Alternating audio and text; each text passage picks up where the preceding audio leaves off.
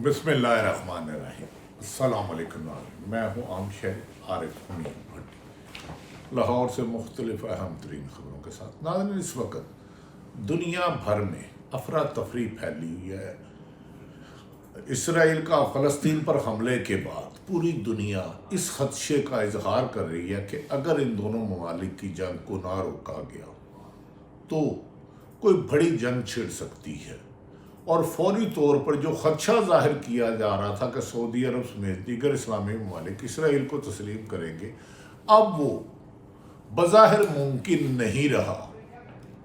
ان حالات کا تقاضا پاکستان سے بھی کیا جا سکتا ہے، کیونکہ بعض لوگ کہہ رہے تھے ایک بڑا سیاستدان جو اپنے آپ کو سیاستدان کہتے ہیں 40 سال سے، وہ امریکن پالیسی کو لے کے پاکستان میں آ رہے تھے، اور ان کا کہہ رہا تھا کہ وہ اسرائیل کو تسلیم کر سکتے ہیں۔ اس قسم کی ریومرز مارکیٹ میں ہیں۔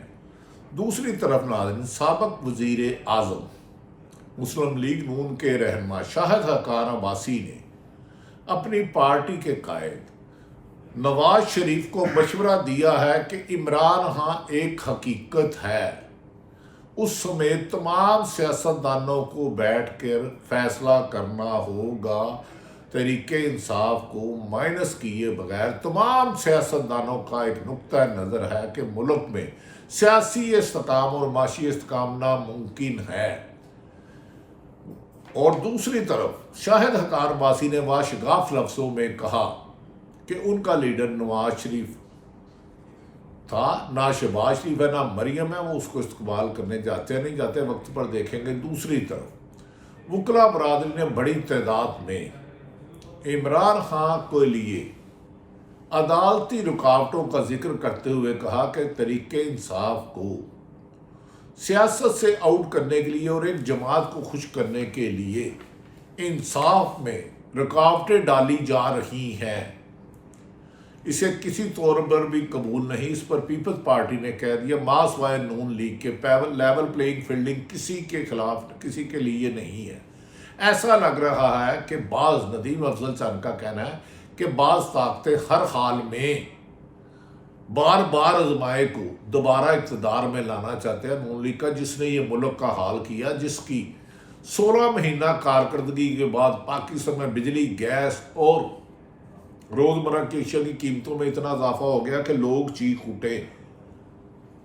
دوسری طرف عمران خان کے وکلا نے واشگاف لفظوں میں کہا اگر تحریک انصاف کے خلاف، اور تحریک انصاف کی کور کمیٹی نے کہ پورے ملک بھر میں تحریک انصاف کے خلاف کریک ڈاؤن اور انتقامی کارروائیاں بند نہ ہوئی تو پرامن احتجاج کا حق رکھتے ہیں، اور کسی کو بھی سازش کو قبول نہیں ہونے دیں گے کہ پاکستان کی سب سے مقبول جمعیت لیڈر کے رہنماؤں کو سیاست سے کنارہ کشی کرائی جائے۔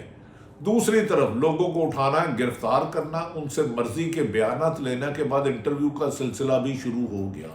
عثمان ڈار کے بعد صداقت عباسی کا بے بس انٹرویو ظاہر کرتا تھا کہ ان پہ مبینہ طور پر بے پناہ تشدد ہوا ہے، اور اس انٹرویو میں اتنے دفعہ انسٹرکشن لگائی گئی کہ لگتا ہے کہ انٹرویو دینے والا اور لینے والا، کروانے والا دونوں ہی پریشان تھے۔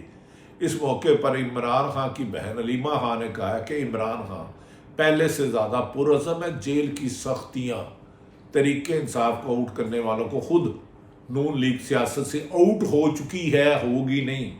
اس موقع پر سینئر قانون دان اور پیپلز پارٹی کے سینئر نمائندہ اعتزاز احسن کہتے ہیں کہ سائفر کیس بالکل جھوٹا ہے، جس پر حکومت بازد ہے پی ڈی ایم پیپلز نون لیگ کے، انہیں سزا دی جائے۔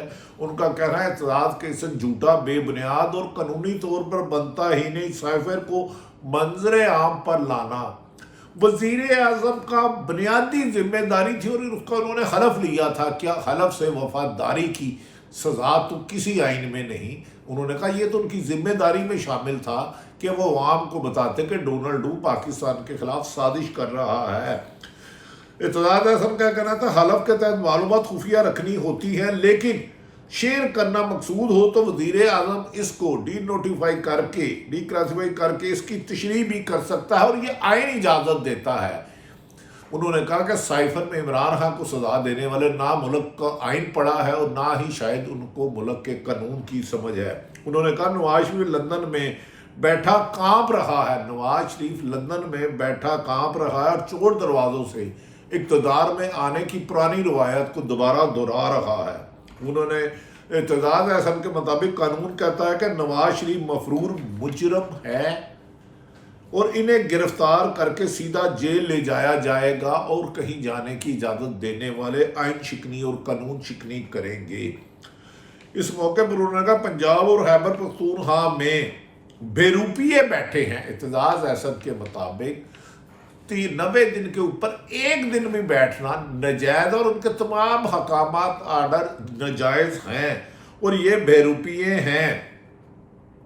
انہوں نے کہا نگرانوں کے پاس کوئی اختیار نہیں ہے، نہ آئین دیتا ہے نہ قانون دیتا ہے کہ وہ 90 دن سے 1 سیکنڈ کی بھی تاخیر کرے اور انتخابات نہیں ہو سکتے تو پھر ان کا 90 دن میں رہنا ناممکن ہے۔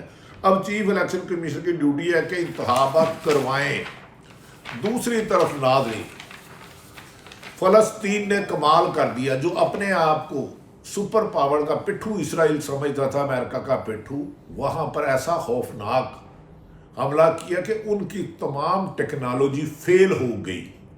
حماس کے حملوں کے بعد اسرائیل کانپنے لگا اور امریکہ اس کی حمایت میں آ گیا، جبکہ روس نے کہا کہ جس طرح اسرائیل کی حمایت امریکہ کر رہا ہے میں فلسطین کی حمایت کروں گا، اور امریکہ کو اور اسرائیل کو خون ریزی کی ناحق انسانوں کی جانوں کا ضیاع نہیں ہونے کی اجازت نہیں دی جا سکتی۔ حماس کی طرف سے اسرائیل کو شہر اشکلان کو بھی فوری طور پر خالی کرنے کا کہا گیا۔ انہوں نے کہا وہ انسانی اور جنگی قوانین کے پابند ہے، انسانی آبادی پر، ہسپتالوں پر قطن کوئی بھی بمباری نہیں کریں گے اور ان کے لیے انسانیت افضل ہے، لیکن اسرائیل اس کے مقابلے میں فلسطین کی ہسپتالوں، اسکولوں، کالجوں اور لوگوں پر، عام شہریوں پر بمباری کر رہا ہے، جو جنگ کے اصولوں کے خلاف ہے۔ اب ناظرین اس حالات میں حماس جس طرح ایک سپر طاقت بن کے آیا ہے، اسرائیل کو تسلیم کرنے والے ممالک اپنی شکست خود کھا گئے اور سعودی عرب سمیت تمام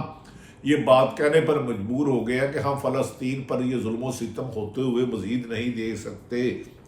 حماس کی اسرائیل کے خلاف چوتھے روز بھی کارروائیاں جاری ہیں۔ اسرائیل نے F-16 طیاروں کو بھی نشانہ بنایا۔ حملوں میں مرنے والے اسرائیلیوں کی تعداد کہا جاتا ہے کہ 1100 سے تجاوز کر گئی ہے، جبکہ 2700 سے زیادہ قریب زخمی ہوئے ہیں۔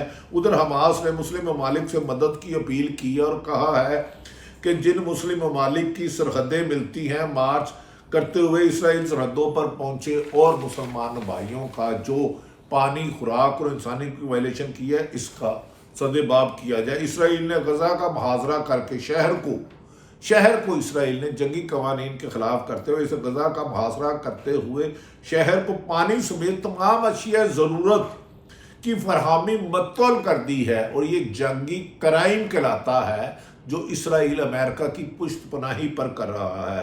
ہیومن رائٹس واچ، اقوام متحدہ اور عالمی ادارے صحت نے غزہ کی ناکہ بندی پر تشویش کا اظہار کیا ہے، اور سوانی فوج نے غزہ کے باہر ٹینک تعینات کر دیے ہیں۔ فضائی بمباری سے ہسپتال زخمیوں سے بھر گیا اور لاشیں بکھری جا رہی ہیں۔